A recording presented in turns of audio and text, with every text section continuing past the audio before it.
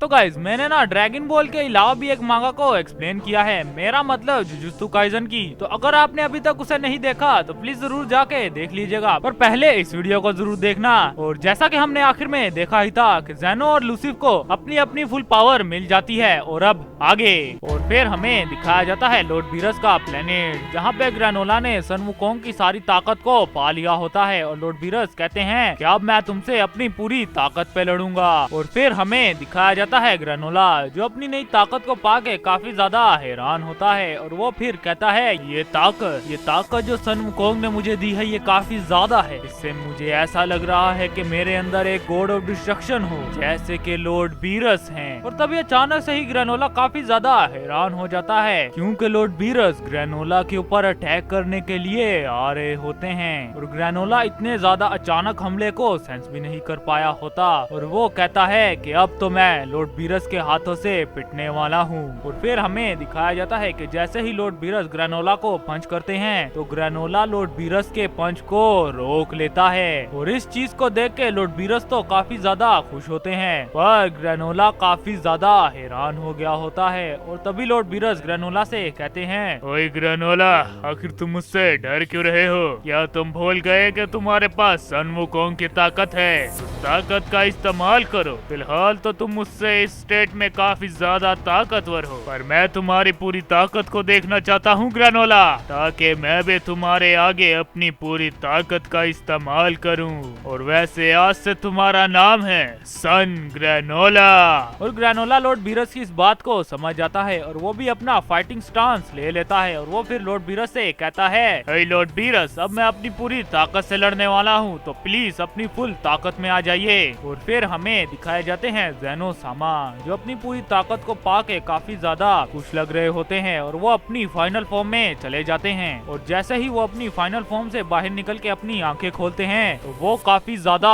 हैरान हो गए होते हैं। और फिर हमें दिखाया जाता है लूसिफ, जो अपनी पूरी पावर को पाके काफी ज्यादा इवल स्माइल कर रहा होता है। और उसकी आवाज भी बदल गई होती है। और वो फिर कहता है, आज सही और अभी सही, ये पूरे का पूरा मेटावर्स नहीं, ये ओमनीवर्स, ये मेरा हुआ।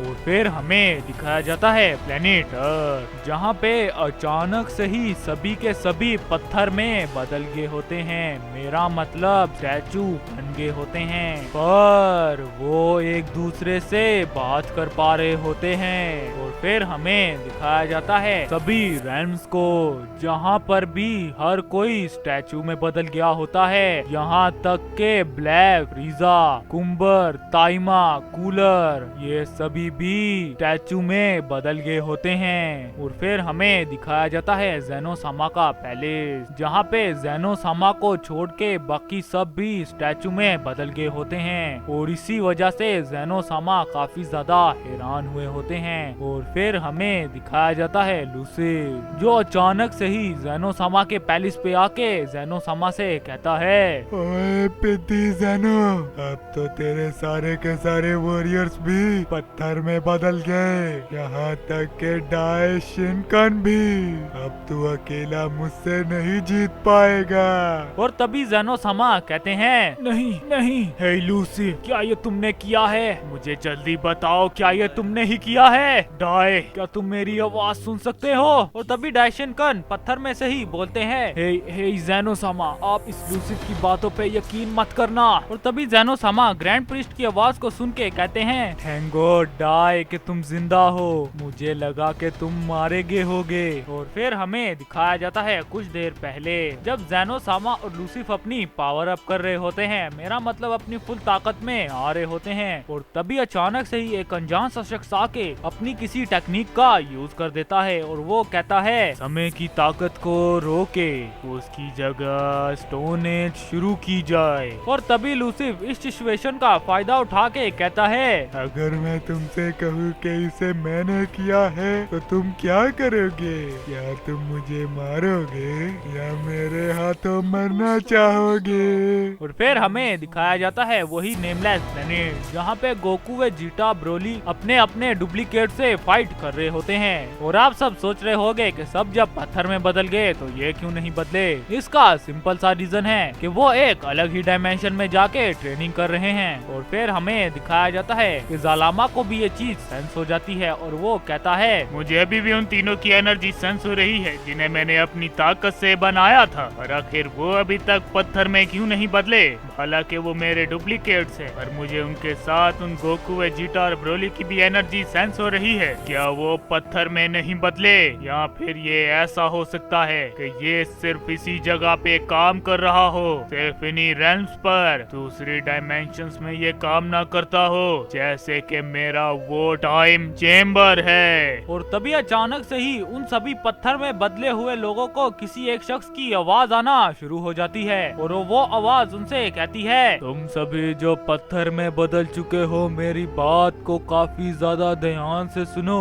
हमने तुम्हें पत्थर में इसलिए बदला क्योंकि सारे रेम्स खोल दिए गए और उनकी वजह से सारी टाइमलाइंस बिखर गई। उसके बाद दो ऐसी एनर्जी आ गई, मेरा मतलब कि लूसिफ और ज़ेनो की, जो अपनी फुल पावर पे आ चुके हैं। इन दोनों की फुल पावर में आने की वजह से सारी टाइमलाइंस डिस्ट्रॉय होना शुरू हो गई थी, और ये अब तब ही रुकेगा जब ज़ेनो मारा जाएगा। मैं ठीक कह रहा हूँ ना लूसिफ? और ज़ेनो सामा और बाकी सब ये बात सुन के काफी ज्यादा हैरान होते हैं, मेरा मतलब जो पत्थर में बदल चुके थे। और वो कहते हैं, पर आखिर तुम हो कौन? और फिर हमें पता चलता है कि वो अनजान शख्स और कोई नहीं, लूसिफ का ही डुप्लीकेट होता है, जिसे लूसिफ ने अपनी थोड़ी सी एनर्जी से बनाया होता है। और उस डुप्लीकेट से कहा होता है कि तुमने सभी को पत्थर में बदलना है ताकि मेरी और ज़ेनो की फाइट में कोई इंटरफेयर ना कर सके। और तभी लूसिफ काफी ज्यादा इवल स्माइल करना शुरू हो गया होता है और वो फिर कहता है, तुमने बिल्कुल ठीक किया, अब वापिस आ जाओ। और फिर हमें दिखाया जाता है जैसे ही लूसिफ अपने डुप्लीकेट को वापस बुलाता है तो उसकी पावर अचानक से ही बढ़ना शुरू हो जाती है, और उसके साथ साथ वो अपने आप को ट्रांसफॉर्म भी कर रहा होता है और उसकी आवाज भी अचानक से ही बदलना शुरू हो जाती है। और फिर हमें दिखाया जाता है फाइनल लूसिफ, जो ज़ेनो सामा को देख के कहता है, अब तुम्हें मुझसे कौन बचा पाएगा ज़ेनो?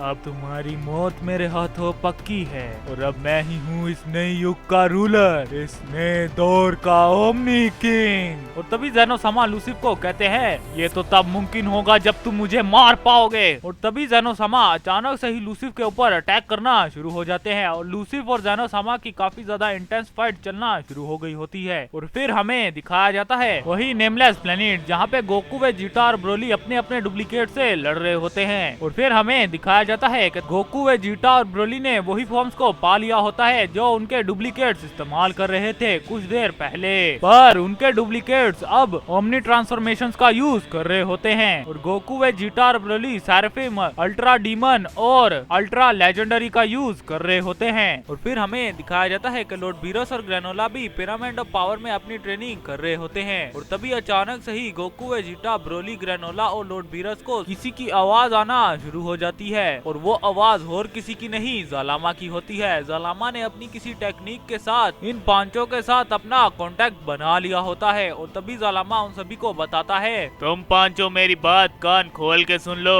क्योंकि बाहर सब लोग पत्थर में बदल चुके हैं और ज़ेनो सामा अकेले ही लूसिफ से लड़ रहे हैं। और जहाँ तक मुझे याद है कि ज़ेनो सामा के पास अभी भी उनकी पूरी पावर नहीं आई, क्योंकि उससे पहले ही उस लूसिफ ने हम सबको पत्थर में बदल दिया था। और ये चीज जालामा को भी सेंस हो जाती है कि जालामा किसी के साथ बात कर रहा है। और तभी अचानक से ही लूसिफ कुछ ऐसा कर देता है कि वो उन सभी को पूरी ही तरह पत्थर में बदल देता है। और वो पांचों जालामा की बात सुन के काफी ज्यादा हैरान हुए होते हैं, पर उससे ज्यादा वो इस बात पे हैरान हो जाते हैं कि अचानक से ही जालामा ने हमसे बात करना क्यों बंद कर दी। और वो पांचों फिर एक साथ ही कहते हैं, क्या हुआ है वहाँ पे जालामा?